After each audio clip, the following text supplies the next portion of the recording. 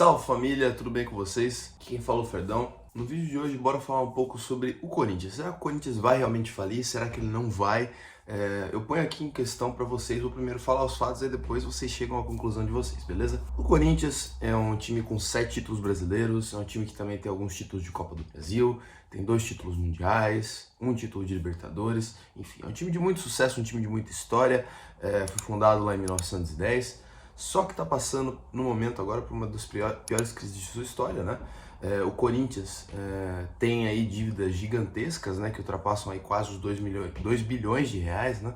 O Corinthians, por exemplo, fechou o balanço de 2020 com uma dívida aí mais ou menos de 957 milhões, isso sem contar ali as dívidas da Arena, que rondam ali os 400 milhões de reais também, mais uma coisinha ou outra ali, acaba sendo mais ou menos 1,5 bilhão de reais, gente. É muita grana que o Corinthians está devendo, né?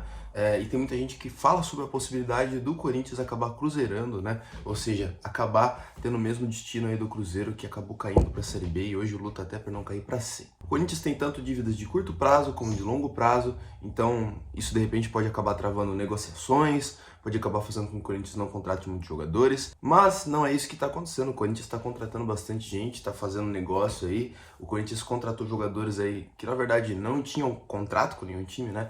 É o caso aí do Renato Augusto, que veio da China, que veio de graça. É o caso do Juliano, que veio também de graça. Falo Renato Augusto que veio da China porque ele jogava na China, mas ele rescindiu com o time dele lá. O Juliano, que veio de graça. Depois nós temos o Roger Guedes, que também rescindiu lá na China, veio de graça. E agora, recentemente, nós temos a bombástica contratação aí do William, que rescindiu com o Arsenal lá na Inglaterra e veio de graça também. Então o Corinthians, na teoria, teria que pagar só o salário desses jogadores, só que são jogadores top de linha, né? São jogadores que pedem muito dinheiro e o Corinthians, no momento, não tem dinheiro em caixa, né? Não tem dinheiro em conta, né? Você às vezes vai ler alguma notícia de algum processo, se não me engano, acho que eu li de algum empresário que estava processando o Corinthians, e a justiça deu razão para esse empresário e pediu grana para o Corinthians. O Corinthians não tinha, a justiça foi lá penhorar um valor de dinheiro, né, que o Corinthians tem nas suas contas, só que o Corinthians não tem nada em nenhuma conta de nenhum banco seu. O Corinthians realmente está, quando não está no saldo negativo, está sem nada na conta. Então, como é que vai contratar esses jogadores? Qual que é a estratégia que o Corinthians pretende? Bom, tem muitos que dizem que vão cruzeirar. Eu não sei se vai cruzeirar, mas eu acho que não é uma boa estratégia ficar contratando jogadores assim, ainda mais sem dinheiro para pagar. É o caso, por exemplo, do São Paulo, né, que contratou o Daniel Alves sem dinheiro, procurou investidores e não achou. E a estratégia do Corinthians é realmente essa, né? Eu pensei muito por que eles estavam contratando sem pensar, assim, de repente, vários jogadores caros. E é realmente isso que o presidente, acho que é Duílio o nome dele, isso. O presidente Duílio Monteiro está pensando. O que ele quer?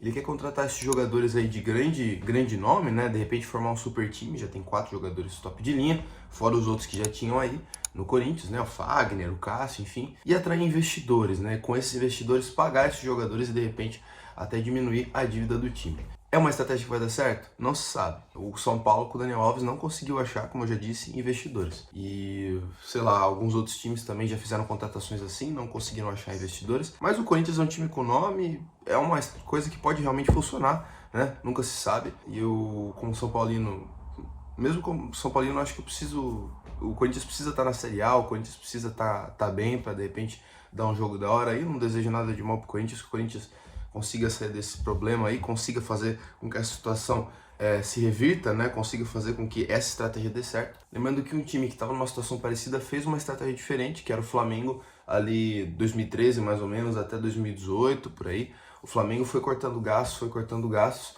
e pagou aquele remédio mais amargo, né? Que foi o quê?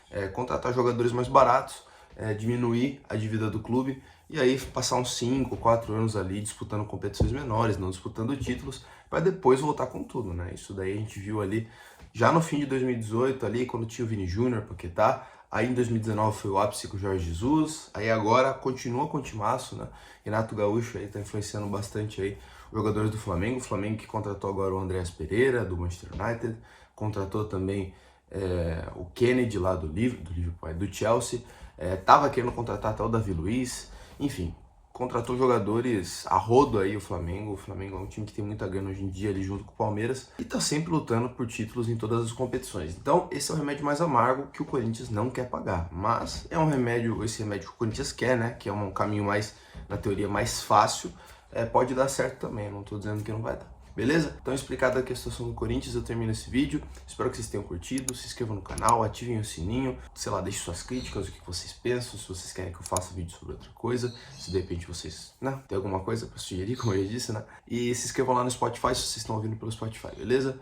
Minha rede social é @fredão.9, também tô fazendo bastante coisa, tô aqui em Portugal no momento, tô fazendo vários vlogs, várias coisas sobre o futebol europeu, vou assistir jogos da Champions, enfim, fiquem ligados lá no Instagram também, beleza? Até a próxima, pessoal, e treinem bastante.